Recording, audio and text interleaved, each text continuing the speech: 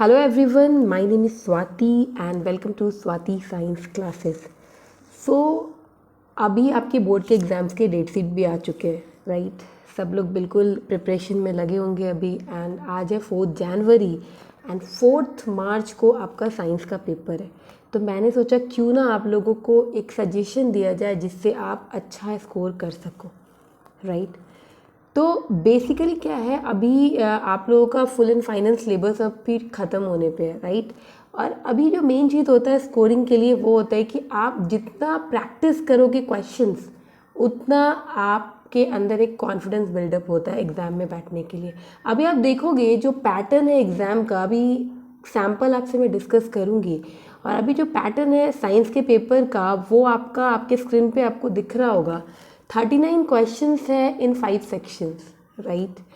And all questions are compulsory. There is an internal choice also, right? And a student is expected to attempt only one of these questions. And the third cheese is I'm telling you that there is 5 sections, right? Section A consists of 20 objective type questions that carrying only 1 marks. And section B consists of 6 very short questions carrying 2 marks. Right, and you have to be answers all these questions in the range of 30 to 50 words, right? Then come to the section C. Section C consists of 7 short answer type questions and it carrying 3 marks each, right? Answer to these questions should in the range of 50 to 80 words, right? Then come to the section D. Section D consists of 3 long answer type questions and it carrying only 5 marks, right? And the range should be 80 to 120 words. Then next come to section E. Section E consists of 3 source-based, case-based questions and there is some assessment types questions and it carrying 4 marks each with subparts, right? तो इस तरीके से जो pattern है आपके exam का, so this is the exam pattern. And अभी एक सजेशन दूंगी आप लोगों को एज अ मेंटर कि प्रैक्टिस स्टार्ट कर दो, क्योंकि जितना प्रैक्टिस करोगे उतना कॉन्फिडेंस बिल्डअप होता है। तो अभी थोड़ी सी हेल्प मैं भी आप लोगों की करूँगी इस प्लेटफॉर्म के ज़रिए। तो जो लोग इस चैनल पे फर्स्ट टाइम विज़िट कर रहे हैं या जो मेरे अपने स्टूडेंट्स हैं वो तो हैं ही, लेकिन जो फर्स्ट टाइम विज़िट कर रहे हैं वो इस चैनल को प्लीज़ सब्सक्राइब करें और एक बेल आइकन है उसको ज़रूर प्रेस करें, जिससे मैं वीडियोस डालूंगी और वो आप तक आपको मिलेगा और आपके एग्ज़ाम्स के लिए आपको हेल्प मिल सकती है। चलिए सेक्शन ए के क्वेश्चन को आज डिस्कस करते हैं ना। Every day I have discuss 20 question to you, right? So आप क्लासेस में रहो और 20 क्वेश्चंस आप पर डे मेरे साथ डिस्कस कर सकते हो, राइट? सो और जिनको कुछ पूछना है वो कमेंट बॉक्स में लिख सकते हैं, उनके क्वेरीज उनके टॉपिक को मैं चाहूँगी कि मैं इस चीज़ को क्लियर कर सकूँ, राइट? चलिए सबसे पहले बात करेंगे फर्स्ट क्वेश्चन की, जो कि एक सैम्पल पेपर 1 है और आप उसको चेक कर सकते हो। ये सैम्पल पेपर आपको अवेलेबल है आपके वेबसाइट पे CBSE के, आप वहाँ से इसको भी ले सकते हो। तो फर्स्ट क्वेश्चन क्या कहता है, the position of the pointer of the 2 ammeter A1 and A2 and 2 voltmeter V1 and V2 available in the laboratory are shown in the given figure. For an experiment to study the dependence of the current on the potential difference across a resistor, the student would prefer. आप देख सकते हो यहाँ पे 2 ammeter और 2 volt meter available है आपके laboratory में, राइट? आपको बताना क्या है, पोटेंशियल डिफरेंस आपको बताना है एक्रॉस अ रेसिस्टर। स्टूडेंट किस चीज़ को ज़्यादा प्रेफर करेगा, ठीक है? A1 A2 V1 V2, इस तरह के क्वेश्चन आपके स्क्रीन पे है। अभी ऑप्शंस में है ammeter A2 and voltmeter V1, right? B option is ammeter A2 and voltmeter V2. The third option is ammeter A1 and voltmeter V1 and the last option is ammeter A1 and voltmeter V2. तो यहाँ पे जो answer होगा that answer is option A, that is ammeter A2 and voltmeter V1. क्यों होगा A answer? Because we should select instruments without any zero error. हम वो instrument select करते हैं जिसमें ज़ीरो एरर हो। आप ध्यान से देखिए स्क्रीन के ऊपर जो ये आपके बने हुए हैं एमीटर, राइट? और जो भी पोटेंशियल डिफरेंस का आपको दिख रहा है उसको अगर देखोगे आप तो उसमें जो लगे हुए 2 पोजीशंस उसके देखो आप कहाँ पे है।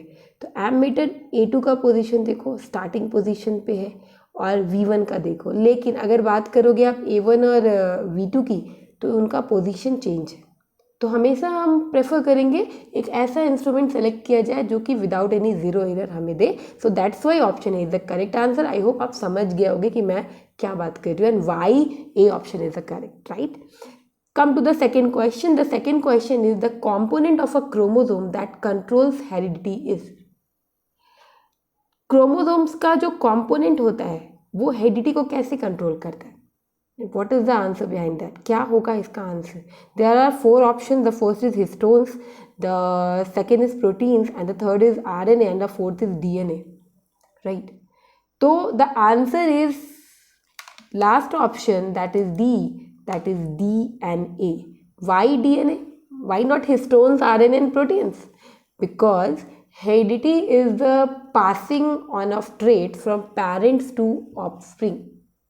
Right? Either through asexual reproduction or sexual reproduction, the offspring cell or organisms acquire the genetic information of their parents. So that's why heredity traits are known to be passed from one generation to the next via DNA. Right? So that's why DNA is the correct option. You got my point? I hope you understand the second questions also. Then come to the third questions. The third question जो screen पे आपको दिख रहा है, that question is how does a gaseous exchange takes place in woody plant? जो भी woody plants होता है उसमें gaseous exchange कैसे होता है, right? तो there are 4 options here. The first is epidermal cells, the second is stem hair, and the third is lenticels, and the fourth is root hair. अब अगर woody plant पे gaseous exchange होना है, right, तो यहाँ पे जो करेक्ट ऑप्शन है that is lenticels. Why lenticels? Right, because a lenticel is a porous tissue consisting of cells with large intercellular spaces in the bark of woody stems and roots. So that's why lenticel is the correct answer. Then come to the question number 4. The question number here asked with you that magnetic field lines determine. Magnetic field line जो determine किस पे करेगा? First option is only direction of magnetic field, both the direction and the relative strength of magnetic field. C is only the relative strength of the magnetic field, and the last one is the shape of magnetic field. तो देखो जो magnetic field lines होता है ना वो दोनों पे करता है. Means what? Both the direction and the relative strength of magnetic field. So that is the correct answer. Why? Because magnetic field is a region around a magnet. Magnet की चारों तरफ का जो region होता है that is called magnetic field, right? जो आपने पढ़ा होगा अपने टीचर से, where other magnetic material will experience a force. Then a magnetic field can be graphically represented by magnetic field line which indicates its strength and directions. So that's why option B is the correct answer. Then come to the question number 5. Then question number 5 asks with you that which of the following property is generally shown by metals? कौन सी ऐसी property है जो आप metal में देखते हो?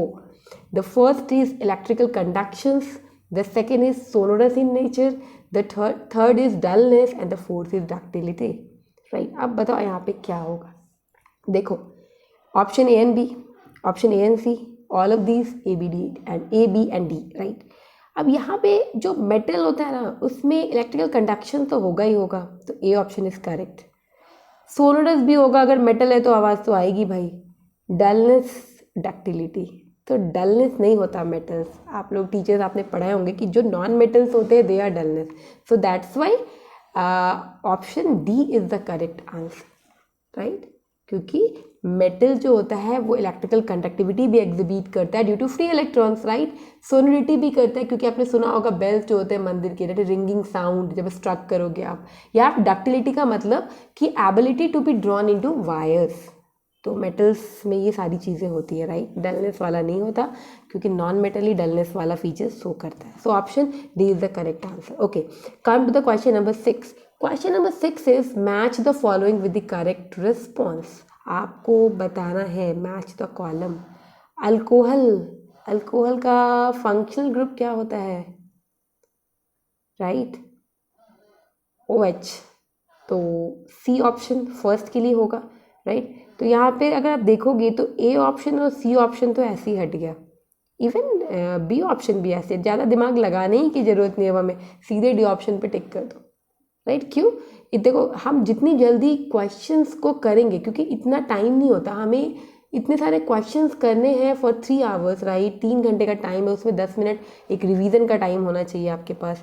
तो आप देखो कि जैसे 1 का सी है, हमें पता है। मान लो कभी कभी होता है कि हमें नहीं पता कीटोन का फंक्शनल ग्रुप क्या है, राइट। अगर कीटोन का नहीं पता कि भैया कीटोन का फंक्शनल ग्रुप क्या है, तो कोई बात नहीं, अल्कोहल का पता है, तो हम फटाक से 1 का सी है तो वो वाला ऑप्शन पे टिक लगा देंगे, right. D option is the correct answer. Then come to the question number 7. Toothpaste are toothpaste generally कैसा होता है? Natural, acidic, right, basic and neutral. तो यहाँ पे जो टूथपेस्ट होता है वो जनरली बेसिक नेचर का होता है, means option C is the correct answer. क्योंकि टूथपेस्ट जनरली बेसिक होता है, क्योंकि उसका जो फंक्शंस होता है is to react with the excess acid in our mouth and thus prevent tooth decay. भैया हमारे माउथ का जो एक्सेस एसिड है उसको अगर वो क्या करेगा, उसी को तो बेसिक होना ही पड़ेगा ना, एसिडिक हो जाएगा तो प्रॉब्लम आ जाएगी, तो हमें टूथ डीके से कौन प्रिवेंट करेगा। So that's why toothpaste are generally basic, right. I hope ये इजी क्वेश्चन थे, ये समझ गए होगे आप। क्वेश्चन नंबर 8 की बात करेंगे। सिफिलिस इज कॉज्ड बाई, देखो भाई सिफिलिस जो होता है वो बैक्टीरिया के लिए, बैक्टीरिया का होता है, राइट, बैक्टीरिया की वजह से होता है, तो बैक्टीरियल डिजीज बोलते हैं उसको। तो mosquito parasite virus is not the correct answer. The correct answer is syphilis, because syphilis क्या है? Syphilis is a sexually transmitted infection caused by the bacterium, that bacterium name is Treponema palladium. ध्यान रखिएगा, Treponema palladium is the bacterium. Sexually syphilis is basically a sexually transmitted infection, right. तो एक सब स्पीस होता है palladium, उसके through ही आता है, राइट। और जो साइन और सिम्टम्स है ना सिफिलिस का, वो वैरी करता है, वो डिपेंड होता है 4 स्टेजेस के ऊपर, जिस स्टेजेस का नाम है primary, secondary, latent and tertiary. So option D is the correct answer. Come to the question number 9. An aqueous solution with pH 0 is amphoteric, neutral, alkaline and acidic. The correct option is acidic, because lower the pH, greater is the acidity. So the solution with pH is equal to 0 is always highly acidic. So that why option D is the correct answer. Come to the question number 10. Question number 10 क्या कह रहा है? Which among the following statements are true for unisexual flowers. Unisexual flowers के लिए कौन सा statement सही है? तो यहाँ पे देयर इज 4 ऑप्शंस, इसको आप पढ़िए एक बार क्या बोल रहा है, राइट। पढ़ने के बाद करेक्ट ऑप्शंस क्या लगता है आप लोगों को? देखो जो करेक्ट ऑप्शंस होगा that option is B. First वाले को छोड़ के all the statements are true for unisexual flowers, because अगर हम बात करें यूनिसेक्सुअल फ्लावर्स की, तो unisexual flowers have either male और female sexual organ, right, and therefore they cannot self-pollinate and thus so cross-pollination also. The ovary of the female organs develop into a fruit after fertilization. Therefore flowers have stamens, cannot produce fruit. So that's why option first is not correct, right? B option is the correct answer. Come to the question number 11. Question number 11 says that 2 pea plant, one with round green seeds and another with wrinkled yellow seeds, produced a F1 progeny that have round yellow seeds. When F1 plants are self, the F2 progeny will have new combination of characters. Choose the new combination from the following. There are 4 options: round yellow, round green, wrinkled yellow, wrinkled green. अब यहाँ पे आपको option बताने हैं which one is correct. ध्यान से देखो, ठीक है। अभी option C is the correct answer. Why option C is the correct answer, right? क्योंकि F2 की बात हो रही है प्रोजेनी में, तो बोल the new combination in F2 progeny will be round and yellow and wrinkle green, right. तो जो फेनोटिपिक रेशियो होगा that phenotypic ratio is 9:3:3:1 is obtain. और आप जानते हो, आप ऑलरेडी मेंडल का एक्सपेरिमेंट पढ़ के आए हो, तो यहाँ पे आपको पता है ना डाई हाइब्रिड क्रॉस के अंदर क्या होता है। यहाँ भी डाई हाइब्रिड क्रॉस का सीन है। So option C is the correct answer. Come to the question number 12. Question number 12 में आपको how much energy is consumed when a current of 5 ampere flow through the filament of heater having a resistance of 100 ohm for 2 hours, express it in joule. अब यहाँ पे देखो, यहाँ पे आपको energy बोल रहा है कि एनर्जी बताओ क्या होगा अगर करंट दिया है I is 5 ampere, right. Current का सिंबल होता है आई, और रेसिस्टेंस यहाँ पे 100 ओम है, और टाइम कितना है 2 आवर है। आपको इसको जूल में एक्सप्रेस भी करना है, राइट। एनर्जी की यूनिट होती है जूल, है ना।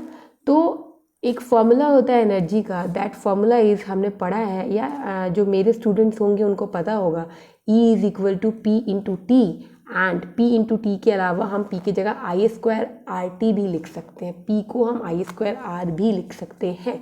यहाँ पे हमें क्या पता है, यहाँ पे हमें करंट पता है और रेसिस्टेंस पता है और टाइम पता है, तो ऑब्वियसली I²RT का फॉर्मूला लगाइए, यहाँ पे आप इसको आंसर्स को निकालिए, राइट। अब यहाँ पे आंसर जो होगा वो किलोवाट आवर में आएगा, क्योंकि एनर्जी कंज्यूम की बात हो रही है।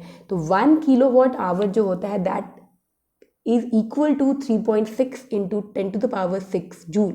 सो 5 किलोवाट आवर आपका आंसर कैलकुलेट करके आएगा, आप करके देखना। तो यहाँ पे 5 इंटू 3.6 इंटू, मतलब जितना भी आपका आंसर आता है, एज फॉर एग्जाम्पल वहाँ पे आप 3.6 इंटू 10⁶ को क्या करोगे, इंटू करके आंसर निकालोगे। तो the correct answer is B option, that is 18 into 10⁶ joule, ठीक है, क्योंकि जूल में आपको एक्सप्रेस करने को कह रहा है। और दूसरी चीज़, यहाँ पे कंजम्पशंस की बात हो रही है, पावर कंजम्पशन की बात हो रही है, तो वो किलोवाट आवर में आता है। तो आपको ये याद रखना है कि 1 किलोवाट आवर की वैल्यू कितनी होती है, राइट। ये याद रखोगे, सीधे जो भी आंसर आएगा उससे आप उसको इंटू करोगे और जूल में एक्सप्रेस करोगे। Is it clear, right. Come to the question number 13। Question number 13 कहता है, when red, blue and green light coming parallel to principal axis fall on a convex lens, right, they will converge on the axis at. अगर red, blue और green light parallel है principal axis से, जो कि convex lens पे fall कर रहा है, तो पूछ रहा है कि वो कहाँ पे कन्वर्ज करेगा, किस एक्सिस पे करेगा। तो देखो, तीनों लाइट्स अलग अलग वेवलेंथ के हैं, राइट। तो एक पॉइंट तो कभी नहीं हो सकता, right, because red, blue and green light have different wavelength. We all know that there are 7 colours, VIBGYOR आप लोगों ने पढ़ा होगा, राइट। तो यहाँ पे आपको ये ध्यान रखना है कि तीनों का वेवलेंथ अलग है, तो ऑब्वियसली वो रिफ्रैक्ट भी अलग अलग तरीके पे करेगा। तो कौन सा ऑप्शन यहाँ पे 3 different point, means option B is the correct answer, ठीक है। चलिए क्वेश्चन नंबर 14 पे चलते हैं। When iron nail is placed in copper sulphate solution for a few hours, the blue colour of solution will. ये बहुत इंपॉर्टेंट क्वेश्चन है आपके एग्जाम के लिए, और ये आपको पता होना चाहिए कि कौन से कलर में चेंज होता है। जब भी आप आयरन नेल को कॉपर सल्फेट सॉल्यूशन में डालोगे, कुछ घंटों के लिए छोड़ोगे, तो ब्लू कलर का जो सॉल्यूशन है वो ग्रीन कलर में कन्वर्ट हो जाता है, means option D is the correct answer. Question number 15 कहता है, the inner lining of stomach is protected by one of the following from hydrochloric acid, choose the correct one. जो भी inner lining होता है stomach का, right, वो जो protect होता है, पूछ रहा है कि वो जो इनर लाइनिंग होती है वो कौन सी होती है, ठीक है, हाइड्रोक्लोरिक एसिड के बाद। तो आपको करेक्ट वन बताना है। तो यहाँ पे ऑप्शन है salivary, amylase, pepsin, mucus bile. याद रखिए mucus, because a layer of mucus along the inner walls of the stomach is vital to protect the cell lining of the organ from the highly acidic environment within it, क्योंकि बहुत highly acidic environment होता है। तो mucus क्या करता है, mucus जो layer होता है उसका वही प्रोटेक्ट करता है, ठीक है। चलिए then come to the question number 16। In a flower the part that produce male and female gametes are, right. तो ये तो बहुत इजी क्वेश्चन था, I know everyone know that, जो लोग पढ़े होंगे, राइट, रिप्रोडक्शन चैप्टर के अंदर। तो the option is C, anther and ovary. Anther क्या है, anther is a part of stamen, जिसको मेल सेक्स ऑर्गन बोलते हैं, that produce pollen, that is male gamete, and the ovary is an inferior part of the pistil, that is female sex organ which contain ovule. Female gametophyte develop in the ovule. So option C is the correct answer, right? Come to the question number 17. Question number 17 क्या कहता है? A compass needle is placed near a current carrying wire. The deflection of the compass needle decreases when the compass needle is displaced away from the wire. अब ये एक assertion बोल रहा है आपसे, right? And strength of magnetic field decreases as one moves away from the current carrying current. देखो यहाँ पे option A is the correct answer, क्योंकि ए ऑप्शन भी आपका assertion भी करेक्ट है और आपका रीज़न भी करेक्ट है। चलिए 18 नंबर क्वेश्चन पे आते हैं। During electrolysis of a concentrated aqueous solution of sodium chloride, hydrogen is produced at the ion hydrogen is produce at the anode and the chlorine gas is produce at the cathode. तो यहाँ पे पूछ रहा है कि is it true? No, assertion is not true, right? Ions get attached to oppositely charged electron, ये correct है, right? But assertion is not true. Why? Because during electrolysis of a concentrated aqueous solution of sodium chloride, ions gets attracted to oppositely charged electrode. So sodium is produced at the anode and chlorine gas is produced at the cathode, right? तो that's why ये होता है, इस वजह से आप यहाँ पे लगाओगे option D, that is assertion is false and reason is true. Come to the question number 19। Question number 19 कहता है कि antherozoids of Funaria show chemotropic movement and this is a paratonic movement of locomotion. तो या both are correct, right? Then you have, आपको यहाँ पे A option पे टिक लगाना है। चलिए क्वेश्चन नंबर 20 की बात करेंगे। Animals adopt different strategies to survive in hostile environment and praying mantis is a green in colour which merge with plant foil. तो यहाँ पे भी ऑप्शन ए आपका करेक्ट हो रहा है और रीज़न भी करेक्ट एक्सप्लेनेशन दे रहा है। तो ये चीज़ ध्यान रखिए, ऑप्शन ए इसमें भी करेक्ट होगा। एसोसिएशन रीज़न हम इस तरीके से समझेंगे, इस तरीके से आंसर करेंगे। और ये जो पैटर्न है आपके बोर्ड का वो कुछ ऐसा ही है। लास्ट के 4 क्वेश्चंस आपके एसोसिएशन रीज़न वो डाल रहे हैं, है ना। 19, 20 आप देखोगे, 18 एंड 17, 17 क्वेश्चन से आप देखो कि एसोसिएशन रीज़न है और 4 क्वेश्चन आपके होंगे ही होंगे। फर्स्ट 20 क्वेश्चन जो कि 1 मार्क्स के क्वेश्चन है। आई होप ये वीडियो आपके लिए यूज़फुल हो। कल इसी सैम्पल का हम आगे मूव ऑन करेंगे सेक्शन बी पे और आपको मैं बताऊंगी किस तरीके से आंसर इसका आप प्रेजेंट करोगे, कैसे लिखोगे, कितना लिखोगे और क्या लिखोगे। आई होप ये वीडियो आपके लिए यूज़फुल होगा तो एक लाइक का बटन जरूर दबाना। Thank you so much for watching.